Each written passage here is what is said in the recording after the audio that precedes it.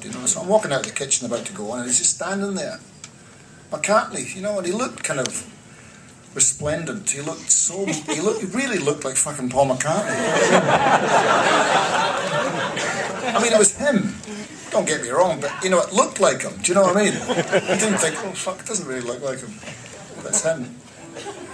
He's standing there, he goes, hey, he goes, he says, sorry, he goes, we might have to leave, you know, I thought you were going on earlier. He says, I've got a bit like jet lag, you know, so don't be upset if I have to leave and that, you know. Great. I said, stay for 2 songs. He goes, okay, great. So he stayed for the whole night. So then he took away this Going Somewhere record, you know, and it was when he was courting Heather. You know, this is a few years ago, this is like 8 or 9, I don't know, however long ago it was. One of the first dates, you know. So anyway, so they came to see me over the years. So he put that song Going Somewhere on one of his compilation CDs, one of his mixtapes.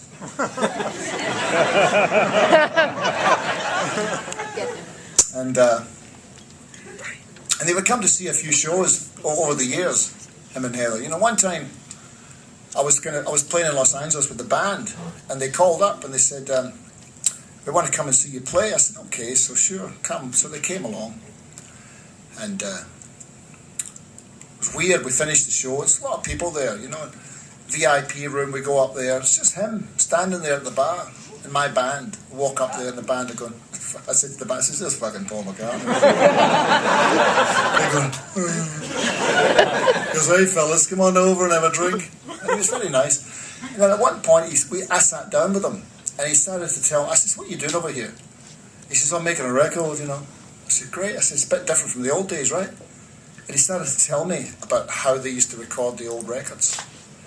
Well, I could have fucking sat there all night, you know, listening. And it was brilliant. He goes, yeah, he goes, we used to get on the bus, pick up John. I'd show him a song, you know, and he goes, oh, you can't have that. He goes, change that.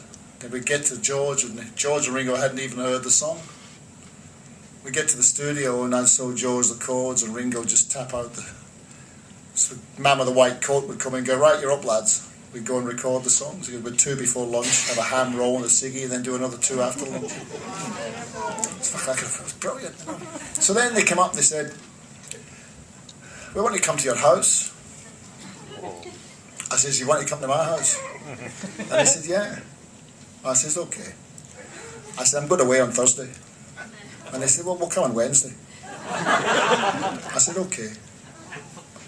I said, do you want me to cook you something to eat? And they said, yeah.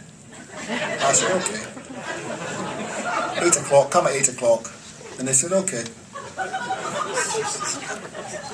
She came a bit earlier to hang out with my wife, talk. And then he arrived, and I came up from my studio. I've got a studio in my basement. I walked upstairs, I'm standing in the driveway, and a black car pulls up. Paul McCartney jumps out of the car, and he comes whistling down my driveway. And I just had a very private moment to myself. I kind of stood there for a minute, and I looked up there, and I thought, fucking Paul McCartney's walking down my driveway.